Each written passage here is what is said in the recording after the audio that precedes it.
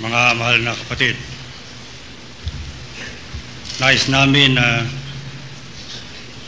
bigyan ninyo ng malaking pansin ang kilusan na aming inilulunsad sa kasalukuyang panahon na gisingin ang damdamin ng lahat ng Iglesia ni Cristo upang unawain nila kung sa anong panahon sa yugto ng kasaysayan ng Iglesia narito tayo ngayon. Sinabi ko ito sapagkat napakalaki ng kinalaman nito para sa ating kaligtasan. Noong ang Iglesia ay makabalik na sa lungsod ng Jerusalem, ito ay mayroong ibinigay na babala at hudyat. At yung hudyat na yon o panawagang yon ng Panginoon Diyos ang siya kumunang nais na ipabasa at ipaalam sa inyo. Lamang ipinagpapaon ako, mga mahal na kapatid, na itong gawaing ating kinabibilangan ay tinatawag ng Biblia na gawain ni Elias. Alam natin na merong Elias na propeta sa panahon pa ng bayang Israel, at meron ding tinawag na Elias bago dumating ang ating Panginoong Jesucristo sa lupa, at siya ay si Juan Bautista. Subalit, bago dumating ang kakilakilabot na wakas ng mundo, ay magsusugo uli ang Diyos ng isa pang Elias. Tinatawag na Elias sapagkat taglay niya ang espiritu at kapangyarihan ni Elias na propeta. Sapagkat si Elias na propeta, kung hahalungkatin natin ang kasaysayan ng Biblia, ay hindi po namatay, sapagkat siya ay iniakyat na buhay ng Panginoon Diyos sa langit, at sa panapanahon ay isinusugo ng Diyos ang kanyang espiritu at kapangyarihan sa iba't ibang katauhan. Kung ano ang gawain ni Elias sa huling panahong ito, ito nga ang ipababasa ko muna para maintindihan ninyo ang paksa na ating pag-aaralan. Basahin mo, kapatid Narnel, ang Mateo 17:10 at 11. Bakit po sinasabi ng mga eskriba na paparito muna si Elias? Tanong ng mga alagad. Sumagot siya, paparito nga si Elias upang isaayos uli ang lahat ng bagay. Tumigil tayo. Hindi ho si Juan Bautista ang tinutukoy na Elias doon. Hindi ko na didetalyihin sa inyo, hahaba tayo. Ang tinutukoy doon, yung Elias na bago dumating ang ating Panginoong Jesucristo sa kanyang ikalawang pagparito, ay siyang Elias para isaayos ang lahat ng bagay. Sa makatwid, mga mahal na kapatid, dapat nating ayusin muna ang Iglesia bago si Kristo ay bumaba mula sa langit. Nananawagan ako sa lahat ng mga kapatid, unang-una sa mga may tungkulin, sa inyong pastor, sa mga pamunuan, sa mga katulong ng mga ministro, makipagkaisa kayo sa amin dito sa pagsasaayos na ito ng Iglesia. Marami tayong dapat isaayos sa Iglesia bago dumating ang ating Panginoong Jesucristo. Subalit, ano po ang pinapakay ng pagsasaayos na ito? Ano ang ating layunin at hikain o nais nating mangyari kaya natin isinasaayos ngayon ang Iglesia? Ang sagot kung ano ang adhikain ng ating Panginoong Jesucristo para sa iglesia na isinagawa niya noong narito pa siya sa lupa. Ano ho yun? Pakinggan nyo sa Juan 17:12. Habang kasama nila ako, iningatan ko sila sa pamamagitan ng kapangyarihan ng iyong pangalang ibinigay mo sa akin. Inalagaan ko sila at ni isa'y walang napahamak liban sa taong humanap ng kanyang kapahamakan upang matupad ang kasulatan. Ano po ang diwa ng pamamahala ni Kristo sa iglesia? Isipin ninyo ang ating Panginoong Kristo, humigit kumulang 3 taon nangasiwa sa iglesia. Pero sa loob ng maikling panahong yon, napansin nyo ang sabi niya, habang kasama nila ako.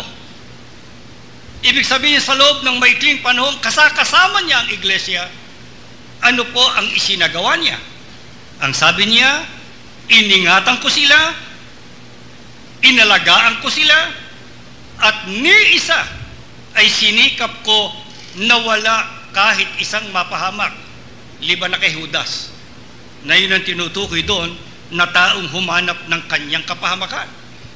Mga kapatid, isipin ninyo kung gaano kahalaga kay Kristo ang bawat isang iglesia ni Kristo. Kung gaano ang kanyang paghahangad na kapag ka ang tao'y napaloob sa iglesia, hindi siya dapat mapahamak. Ano po ang dapat gawin? Kailangan silang ingatan, kailangan silang alagaan. Bakit kaya ganito ang diwa at adhikain ng ating Panginoong Jesucristo? Sino ho ang may kagustuhan nun? Sa 6:39. At ito ang kanyang kalooban. Alam mo kung sino yung kanya? Opo, sir. Itataas mo siguro, no? Lalapit sa akin ang lahat ng ibinibigay sa akin ng Ama. 39 ngayon. At ito ang kanyang kalooban. Ng Ama o ng Diyos. Huwag kong pabayaang mawala kahit isa. Isipin nyo. Kung gaano kasino. Yung po ang kalooban ng Diyos. Kahit isa sa inyo, hindi dapat mawala. Basta't napaloob kayo sa iglesia, pagkakataonan ninyo para maligtas, kailangan lang kayo ay isaayos. Yun nga ang ipinaliliwanag namin sa inyo. Gaano pong pagpupunyagi ang dapat iukol diyan para matupad yang pagsasaayos na yan sa iglesia tungo sa kanilang ikaliligtas. Pakinggan nyo sa Isaiah 62:1. Magsasalita ako para lumakas ang loob ng Jerusalem. Hindi ako tutugot. Ulitin mo nga yun. Hindi ako tutugot hanggat hindi siya naililigtas. Tuloy. Hanggat ang tagumpay niya ay hindi nagliliwanag na tulad ng sulo sa gabi. Yan ho ang mga leader ng Diyos. Gaano ang kanilang pagpupunyagi para maisagawa ang kanilang misyon ng pagliligtas. Ang sabi ni Isaias, para sa Jerusalem, na siyang punong lungsod ng Israel noon, ay hindi siya tutugot hanggat hindi niya sila naililigtas at napagliliwanag ang kanilang kaligtasan. Kaya dito po sa kilusang ito, kailangan makipagkaisa sa akin ng mga may tungkulin. Alam nyo, maaaring merong mga kapatid na masagasaan sa aming ginagawang paglilinis ngayon sa iglesia. Pero, kung sila'y masasagasaan, pagkatapos, sila'y magbabago at maliligtas, masarap na pagkasagasa yun, di ba? Alam ba niyo kung ano ang ginagawa para ang iglesia ay maisaayos? Tignan natin ang ginawa ng mga apostol. Ano po ang kanilang ginamit para isaayos ang iglesia? Colosas 1:28 hanggang 29. Yan ang dahilan kung bakit namin pinangangaral si Kristo. Pinaaalalahanan namin ang lahat at buong linaw na tinuturuan ayon sa aming makakaya upang maiharap namin sa Diyos ang bawat isa Na sakdal at walang kapintasan. hindi ho inanib lang sa iglesia, hindi pinasok lang sa iglesia. Ulitin mo nga yung bahagi yon, upang maiharap. Upang maiharap namin sa Diyos ang bawat isa sakdal at walang kapintasan. Ibig sabihin, yun ang uri ng maliligtas. Pero gaano po ang kanilang pagsisikap doon? 29. Dahil dito, ako'y nagpupunyagi sa pamamagitan ng kapangyarihang kaloob sa akin ni Kristo. Hindi ba nyo napansin, mga kapatid? Pare-pareho. Ang diwa, ang isipan, ang pagmamalasakit ng mga leader sa bayan ng Diyos. Unang-unang ating Panginoong Kristo, iningatan, inalagaan ng iglesia. Kahit isa, ayaw niyang mapahamak. Pagkatapos, ang mga propeta, ang sabi nila, hindi kami titigil, hindi kami tutugot, hindi kami magpapahinga. Hanggat ang iglesia o ang bayan ng Diyos noon ay aming naililigtas. Ito naman ngayon ng mga apostol. Ano sabi ni Apostol Pablo? Ang sabi niya, ako ay nagpupunyagi sa pamamagitan ng kapangyarihang kaloob sa akin. Ano po ang kanyang pinagpunyagian? Ipinangaral namin, pinaalalahanan namin, buong linaw naming tinuturuan.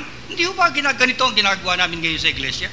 Makinig kayo sa mga pagsambang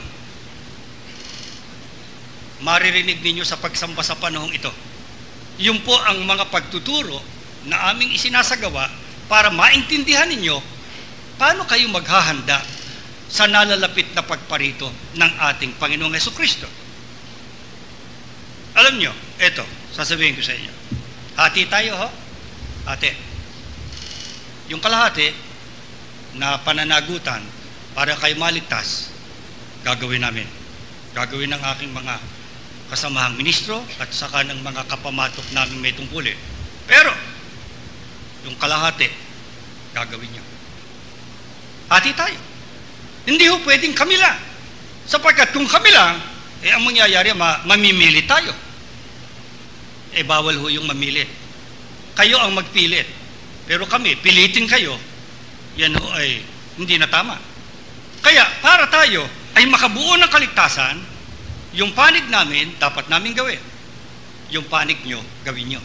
Ano ho ang panig nyo? Ano ang dapat nyong unang-unang maunawa sa isinasagawa nating kilusan ngayon sa paglilinis sa iglesia? Pakinggan nyo sa aklat na sulat ni Pablo kay Tito. Sa uno. Sinugo ako upang patibayin ang pananalig ng mga hinirang ng Diyos. Palawakin ang kanilang kaalaman. Intindihin niyo yun. Kailangan ninyong tanggapin yon. Narinig po ba niyo, mga kapatid? Kailangan tumibay ang inyong pananalig. Hindi yung konting problema lamang humihina na ang ating pag-asa sa kaligtasan. Huwag naman ganon, mga kapatid. Ikalawa, palawakin ang kanilang kaalaman tungkol sa katotohanan. Sasamba kayo na sasamba at huwag kayo matutulog sa pagsamba. Sapagkat kung hindi nyo malalaman ng dapat ninyong gawin. Sapagkat sa kaligtasan, kailangan lumawak ang ating kaalaman. Tuloy pa. Sa katotohanan makapaglalapit sa atin sa Diyos. Yan sana maintindihan ninyo. Tuloy pa. At bigyan ng pag-asa sa buhay na walang hanggan. Ano po ang panig nyo, mga kapatid? Tanggapin ninyo ang mga katotohanan ng itinuturo sa inyo, patibayin ninyo ang inyong sarili sa pag-asa, at paniwalaan ninyo na ito makapaglalapit sa inyo sa Diyos at ito makapagbibigay ng pag-asa sa inyo sa buhay na walang hanggan. Pagka ginawa ninyo yan, wala na ho tayong problema. Jesus, pwede ka nang bumaba. Ayos na iglesia. Pero, hanggat hindi tayo nakararating doon, siguro sasabihin ng iba, alam nyo kapatid, ang problema ko'y ganito Nabalitaan ko na ho yung pag-aayos na yun eh. Bay, pinuntahan na ho ako eh. Ng mga may tungkulin. At ako ho ay pinagsabihan na kung hindi raw ako magbabago sa kasalukuyang estado ng buhay ko, ako raw ay ititiwala. Ano ba kako yun? Ano ba ang buhay mo? Kasi ho, may problema ako sa pag-aasawa eh. Ano yun? Alam naman nyo kapatid, nakapag-asawa ako nung una na hindi ko naman masyadong gusto. 3 buwan lang ko kami nagsama eh. Pagkatapos iniwanan ako. Mahirap naman ho nag-iisa sa buhay. Kumuha ako ng iba. At yun ho ngayon ang kasakasama ko. At ang masama pa ho niyan, kasal ako doon sa isa, hinamon ako ng kasal nitong ikalawa, nagpakasal ako uli. Bigamya pa. Dito pa lang sa batas ng lupa. Ngayon, ano ka akong problema, kapatid?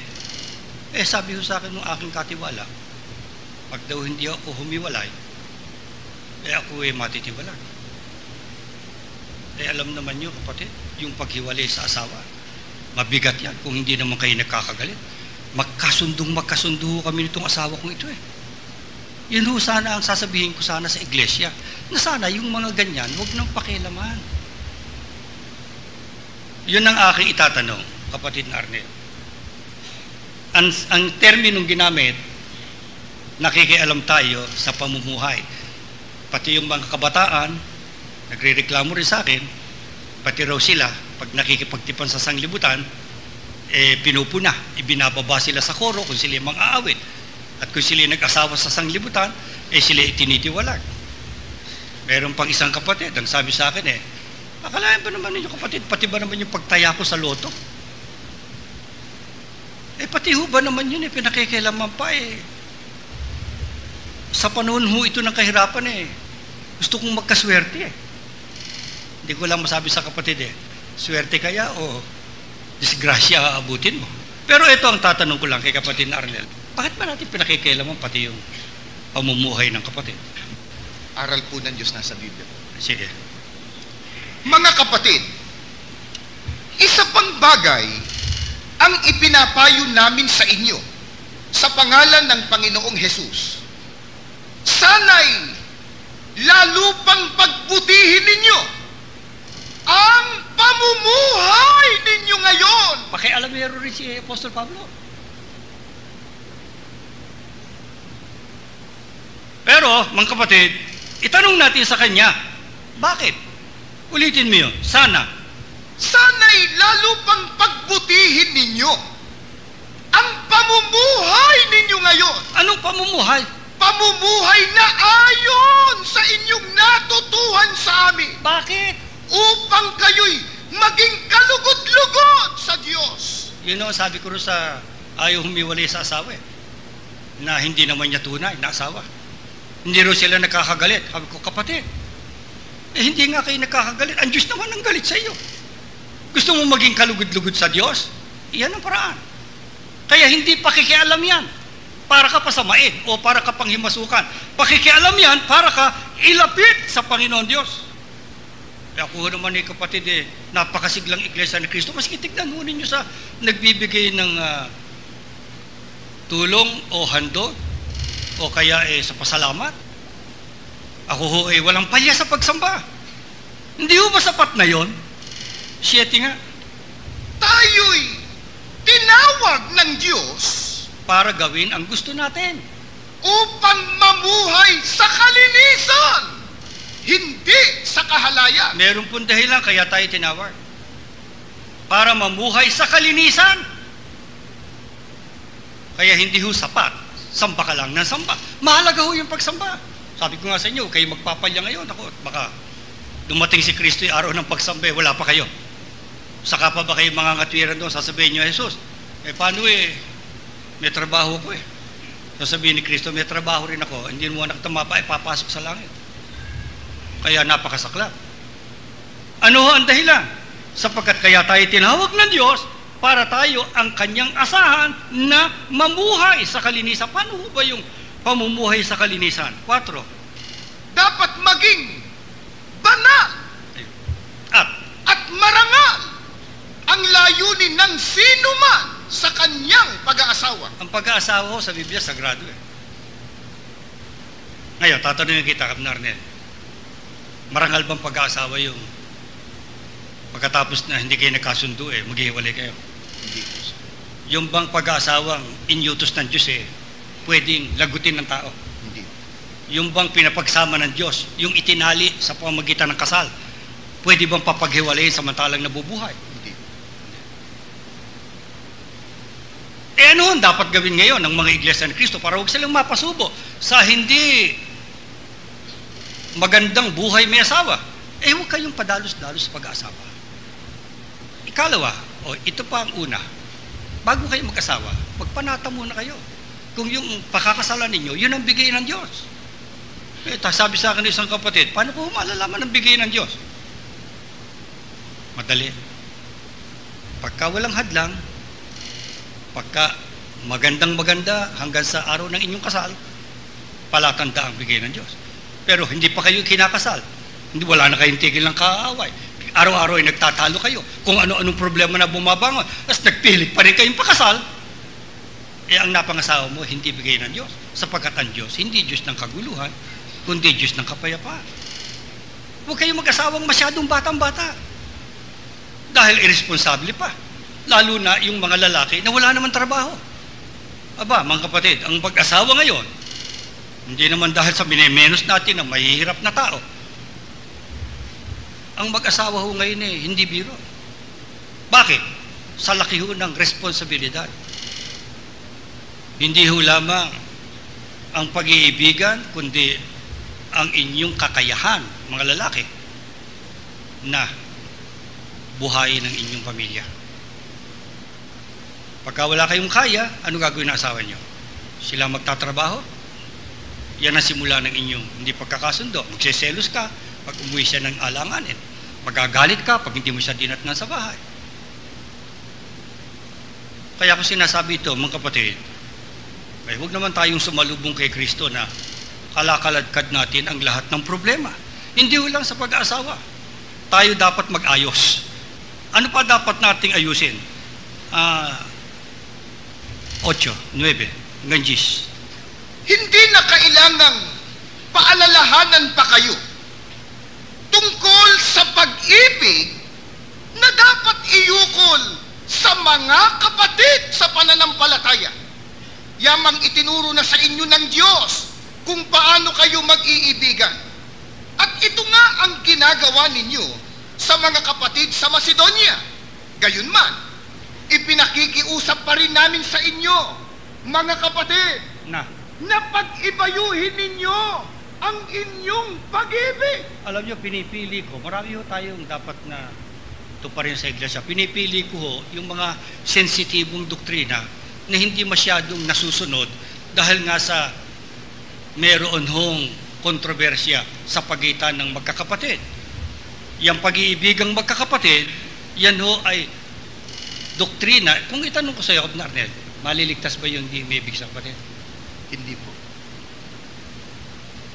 May ibig naman sa Diyos Ang papaano po masasabing umiibig sa Diyos kung ang kanyang kapatid ay hindi niya?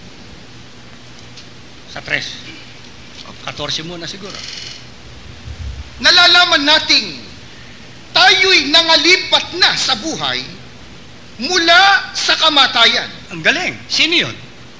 Sapagkat tayo'y nagsisiibig sa mga kapatid. Siguradong ligtas yung umiibig sa kapatid. Tuloy mo. Ang hindi umiibig ay nananahan sa kamatayan. Paano kayo maliligtas kung nasa kamatayan? Tuloy pa. Ang sino mang nabubuot sa kanyang kapatid ay mamamatay tao. Sagwa.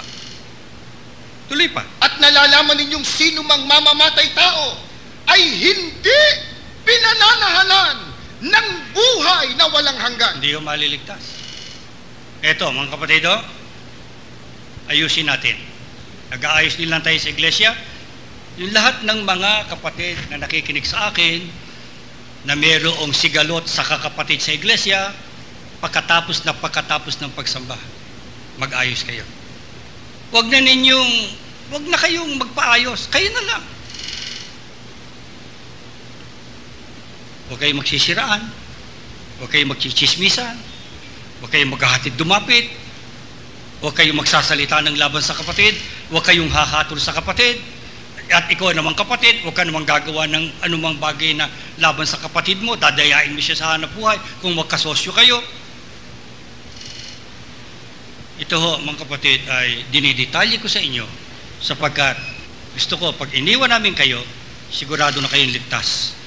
Isa sa mahalagang doktrina para maligtas, ibigin mo yung kapatid. Yan po ang utos ng Panginoon Diyos, hindi ako ang may utos niya. Pag-aasawa, tapos na tayo. Pag-iibigan magkapatid, tapos na tayo. Pangatlo, eto pa isa, na kailangan nating ayusin. 11. Pagsikapan ninyong mamuhay ng tahimik. Ang inyong harapin ay ang sarili ninyong gawain. Magpagal kayo para sa inyong ikabubuhay. Tulad ng sinabi namin sa inyo. Ano ba sinasabi niya? Tungkol saan yan? Paghahanap. Sige, paliwanag mo sa kanila paano paghahanap buhay.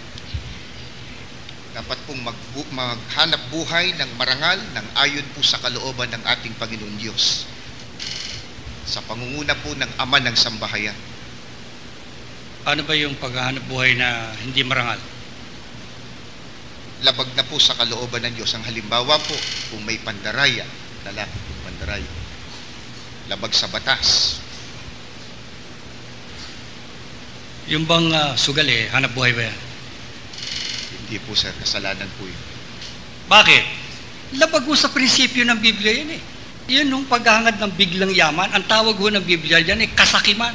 Bawal na bawal ho sa prinsipyo ng Panginoong Diyos. Kung sa kabila po ng pagsasaayos na ito, ay merong mga kapatid na nasa pagsuway, ano ho ang dapat gawin? 2:25 hanggang 26. Nasawaying may kaamuan ang mga nagsisisalangsang. Baka sakaling sila'y pagkalooban ng Diyos ng pagsisisi sa ikaalam ng katotohanan at sila'y makawala sa silo ng dyablo. Ano po dapat gawin ng mga may tungkulin? Sana ang mga may tungkulin ay gising at hindi natutulog, hindi sa pagsamba lang, kundi sa pangangasiwa sa inyo. Yung mga sakop ninyo na nasa paglabag, kung kaya ninyong sawayin, sawayin na ninyo. Kung hindi nyo kaya, ibigay ninyo sa ministro. At kung totoong malubha, maaari ninyong dalhin sa pamamahala ng iglesia para malutas ang suliraning kinalalagyan ng kapatid sa uri na paglabag. Kung sa kabila po niya, ang isang kapatid ay sinaway at ayaw pasaway, ano po utos ng Diyos? Ang taong may maling pananampalataya, pagkatapos ng una at ikalawang pagsaway, ay itakwil mo. Ano po yun? Itiwalag. Siguro sasabihin sa akin ng kapatid na medyo soberbio, ano sa akin? Okay, itiwalag. Siguro naman dahil sa pinuhunan ko 30 taon ba naman ako sa iglesia, ganun-ganun lamang hindi na ako maliligtas. Tanong natin sa Diyos, maligtas ka kaya pag natiwalag ka na ang dahilan hindi ka nagbagong buhay? Tignan natin sa Oseas 13:13 hanggang 14. Ang Israel ay binigyan ko ng pagkakataong magbagong buhay, ngunit tinanggihan. Para siyang batang ayaw lumabas sa sinapupunan. Siya'y anak na suwail at magma. Pakinggan nyo, hindi ko sila paliligtasin sa impyerno. Hindi ko sila ililigtas sa kamatayan. Kamatayan, pahirapan mo sila. Impyerno, parusahan mo sila. kung magmakaawa, wala na akong nalalabing awa sa kanila. ayaw po namin mangyari sa inyo yan. Mga kapatid, makipagkaisa kayo sa aming kilusang ito. para isaayos na ang iglesia. Kung makarinig kayo, bukas makalawa, kaya manwari-wala, na binabasa ang sirkular ng pagtitiwala, alam na ninyo dahilan. Hindi dahil sa gusto naming magtiwalag. Yung kapatid, ayaw na niyang piliin ang kaligtasan sapagkat tiyak kong hindi maliligtas. Napakabigat ng salita ng Diyos. Ang sabi ng Diyos, impyerno, pahirapan mo sila. Hindi po namin nais na mangyari sa inyo yan.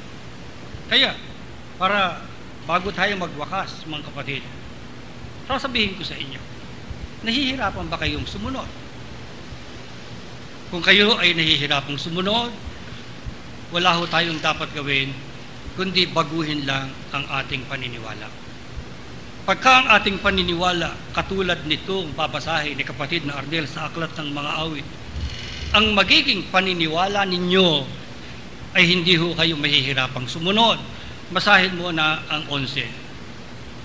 Ang banal mong kautusay, sa puso ko iingatan, upang hindi magkasala laban sa iyo kailanman. 9. Paano ba iingatang maging wagas yaong buhay? Yaong buhay ng binata sa kanyang kabataan. Ano sagot? Ang tugon ay, sumunod siya sa banal mong kautusan. Anong uring pagsunod? Buong puso ang hangad ko na ikaw ay paglingkuran. Sa pagsunod sa utos mo, huwag mo akong babayaan. Mga kapatid, kung maniniwala lang kayo na ang utos ng Diyos, sa utos ng Diyos, sa pagtupad ninyo sa utos ng Diyos, hindi kayo pababayaan ng Diyos, magiging magaan po ang pagsunod. Ikalawa, kung ang mga utos ng Diyos inyong mamahalin, sa paraang iingatan ninyo sa inyong puso, hindi kayo magkakasala. Kung sa inyong pagsunod sa utos ng Diyos, ihahandog ninyo ang inyong buong puso, damdamin, kaluluwa, hindi ho kayo mahihirapan sa pagsunod. Sino po ang hindi makasunod? Yung ang paniniwala pagka siya sumunod, mawawalan siya. Halimbawa, nawalan siya ng asawa. O kaya, hanap buhay niya mali, pinaiwan sa kanya, nawalan siya ng hanap buhay. O kaya, gusto niyang magpunta sa ibang bansa, sinaway siya, walang iglesia ron, nawalan siya ng oportunidad. Kaya ang nasa isip niya, paano ba naman ang gagawin ko? Pagka ako sumunod, masyado namang kalugihan ang nangyayari sa buhay ko. Malaking-malaki ang nawawala sa akin. Pagka ho ganyan ang paniniwala ng isang iglesia ni Kristo, hindi nga kayo makasusunod. Pero mga kapatid, totoo ho ba yun? Totoo ho ba na nawawala, nalulugi? Napapahamak ang taong sumusunod? 1 hanggang 3. Mapalad ang mga taong malinis ang pamumuhay. Ayon sa utos ng Panginoon ang gawain araw-araw. Mapalad. Ewan ko kung malas siyang mapalad. Sino mapalad? Sa 2. Mapalad ang sumusunod sa kanyang kautusan. Buong puso ang pagsunod sa utos na ibinigay. Paano makikilala sumusunod? Ang gawain ay matuwid. Namumuhay silang ganap sa daan ng Panginoon. Doon sila lumalakad. Tuloy. Ibinigay mo sa amin yang iyong mga utos upang aming talimahin at sundin ng buong lugod. Kita nyo? Tuloy pa. Gayon ako umaasa. Umaasang magiging tapat. Mga kapatid, kung kayo ay tunay na umaasa, yan ang asahan nyo. Yan ho ang totoo. Huwag kayong maniwala sa udyok lamang ng isip nyo, sa sulsol ng kung sino-sino ang tao, lalo na ng kaaway natin sa pananampalataya, ang paniwalaan natin ang sinasabi ng Diyos. Ano yun? Mapalad ka pag sumunod ka sa Kanya. Hindi Kanya pababayaan pag sumunod ka sa Kanya. Siya ang bahala sa buhay mo pag sumunod ka sa Kanya. Siya ang bahala sa hanap buhay mo, sa pag-aasawa mo. pagkasumunod ka sa Kanya. Kaya, bago namin kayo iwan, mga kapatid, inihiling ko sa Diyos na sana ay sapat na ang narinig ninyo ngayon para kung sakaling lumakad pa ang mga araw at hindi naman tayo magkaroon ng kapalarang magkita pa uli dahil sa lawak po ng iglesia, ay sasabihin ko na lang sa Diyos, Ama, sana ang naiwanan kong mga anak mo nahikayat sa iyo, nahikayat na sumunod sa iyo, naniwala sa sinasabi mo, at nakipagkaisa para maisaayos ang kanilang buhay, para sila ay tiyak na maligtas. At hihilingin ko rin kay Jesus na alam ko naririto sa pagsambang ito sapagkat yun ang pangako niya na pagka tayo nagkakatipon ay narito siya sa kalagitnaan. Hihilingin ko sa Kanya na sana'y tignan kayong isa-isa, pati ng mga mahal ninyo sa buhay na naiwan. At hihilingin ko sa Kanya, Panginoon, huwag mong iwawala kahit sa narito. Handa silang sumunod sa utos ng Diyos. Handa silang pasakop. Sukdo lang sila malugi sa laman. Nasagasaan man ng ilan sa pagsasalitang ito, pero tatanggapin nila ng buong lugod, sapagkat ang pinakamahalaga sa kanila, Jesus, ay ang marinig nila ang tinig mo sa araw ng paghukom na sinasabi mong, halika, pinagpala ka ng Ama, manahin mo ang karyang inihanda sa iyo, buhat ng itatagang sanglibutan. Basbasan ng Diyos ang lahat ng sambahayan. At bago sana tayo umuwi, ay magpagaling siya sa lahat ng mga may sakit,